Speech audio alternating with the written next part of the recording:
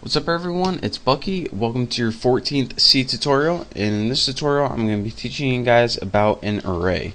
Now what an array is pretty much a way that you can store multiple items of the same type in your computer. Or in other words, this might be a little easier to understand, you can store multiple values in a single variable. So, you might not be able to grasp that concept yet, but I promise you by the end of this tutorial, you'll be an array expert. So the first thing that you need to do, again, just like a normal variable, is define it. So go ahead and type whatever value you're going to be returning, or going to be storing it. I'm going to be just working with numbers, so I'm going to go ahead and write int for integer. Next, you're going to need to name your array. Give it any name you want. I'm going to name mine Bucky. Now the next thing you do is a little different than defining a single variable. You need square brackets, and inside those square brackets you have to type whatever number you're going to want to reserve in your memory. Now since I'm going to be storing 5 different values in this array, I'm going to go ahead and write the number 5. And what that does is tell your compiler and your computer, alright, we're going to have 5 numbers, so go ahead, go into my memory and reserve 5 spaces for this array. So it's going to go, okay, done. The next thing that we're going to want to do is assign variables or assign values to the elements in this array. Now, although we have 5 different elements we just built in Bucky, we don't start with the number 1 and go to 5. Your computer, since it loves zeros and ones, it's going to start with the value 0 and go 0, 1, 2, 3, 4. So 0 to 4 are the elements you're going to be able to work with, not 1 to 5. So your maximum is always 1 less than whatever you define. And I'll show you guys what this means later. But to store different values in each of these elements, what we need to do is do just that. So this is how you do that. Go ahead and write the name of your array, and this is just for assigning values. Then, since 0 is our first element, we need to assign a value to this. So go ahead, Bucky 0 equals, and we'll just put 16. And we do this for the entire list of our array. So Bucky 1 equals 21. Now let's just go ahead and make a simple print statement to make sure that this is working alright. Printf %d, might as well put a new line for formatting, and go ahead and instead of your variable, go ahead and put whatever element in the array it is. So Bucky 0. Now let's go ahead and compile and run this, and we should get the number 16. Come on, no whammy. Right there, 16.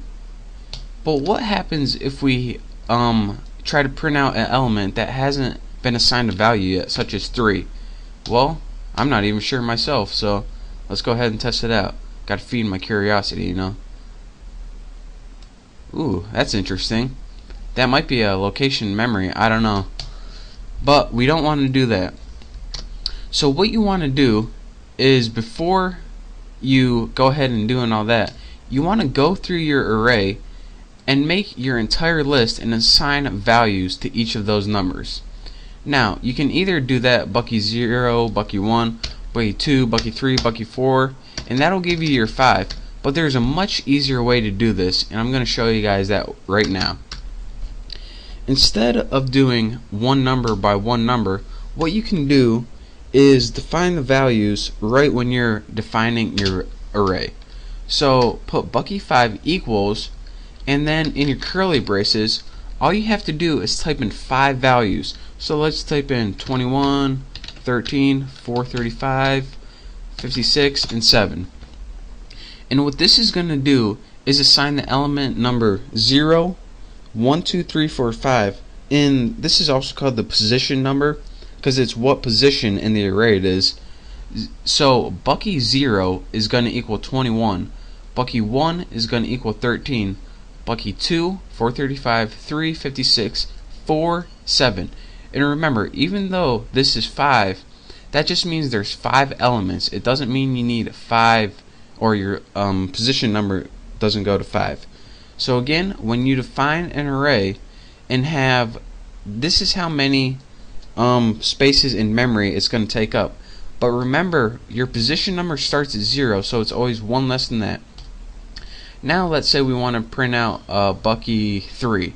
So again, let's print that out, and it's going to go, well, here's Bucky 0, here's Bucky 1, 2, 3. So we're going to get the number 56. So let's go ahead and see that right there. Come on, come on, no whammy, no whammy.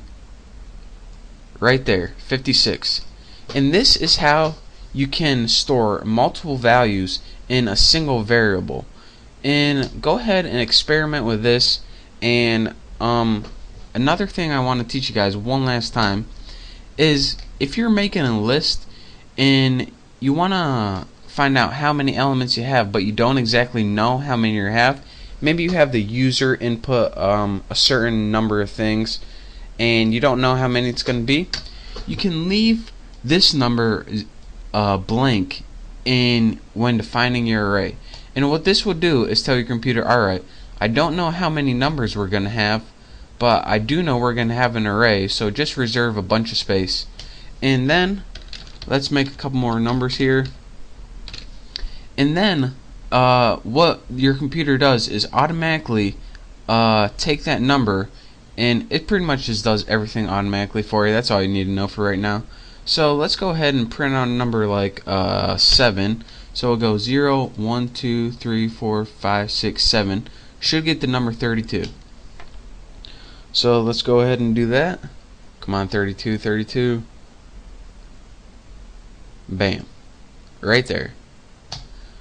So again, in conclusion, that is your intro to array. And I know it might seem still kind of confusing, but I promise in the next couple tutorials we're going to be building some simple programs, and I'll show you why an array is actually useful and not just have fun with.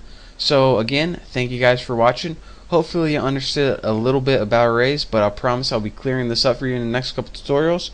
So again, thank you. Don't forget to subscribe, and I'll see you guys next time.